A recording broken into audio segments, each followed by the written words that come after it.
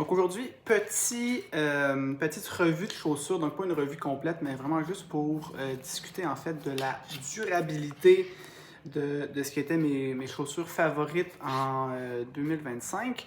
Donc la Sportiva Prodigio Pro. Donc sur cette paire-là, j'ai couru 1300 km. Donc c'est quand même assez rare que je me rends aussi loin avec une chaussure. Donc je me suis dit que je pourrais faire un petit update là-dessus parce que c'est peut-être l'élément qui manque dans les tests de chaussures qu'on voit habituellement. Comme j'ai dit, 1300 km, beaucoup de kilomètres pour me rendre au sentier. Donc quand même de la route. Et même cet hiver, en fait, j'utilise beaucoup comme chaussures de course, on va dire, de route hivernale au Québec, donc avec beaucoup de neige sur les routes, les trottoirs, etc. à Montréal. Et ce qui est vraiment, je pense, impressionnant, c'est pour une chaussure qui a une très bonne accroche, des très bons crampons, c'est l'usure qui est assez minime. Donc, vous pouvez voir là, après 1300 km, on a encore des crampons, évidemment beaucoup moins que quand ils sont neufs. Là, quand ils sont neufs, c'est des 4 mm.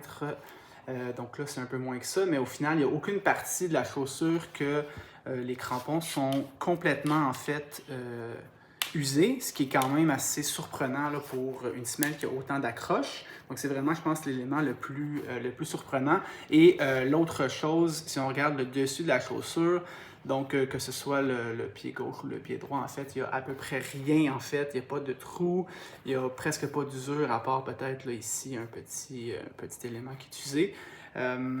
L'autre élément important, la semelle intercalaire.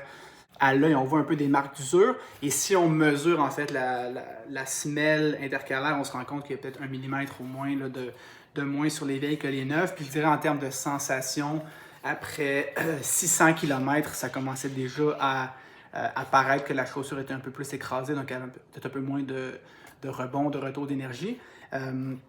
Mais on s'attend à ça sur une chaussure comme ça. Donc, je dirais, évidemment, pour peut-être les compétitions, essayer de faire les compétitions avec cette chaussure-là dans les premiers 500 km de la durée de vie et après de pouvoir l'utiliser comme chaussure d'entraînement. Et c'est peut-être l'élément le plus intéressant avec ce modèle-là. C'est une chaussure quand même relativement, disons, comparant les prix avec les autres modèles en 2026, on est à 234 $ canadiens. Pour une chaussure en fait qui va durer super longtemps et qui, une fois, disons, sa durée de vie compétitive, est une excellente chaussure d'entraînement, surtout parce qu'en fait, il n'y a pas de plaque de carbone, donc c'est une chaussure quand même plus flexible.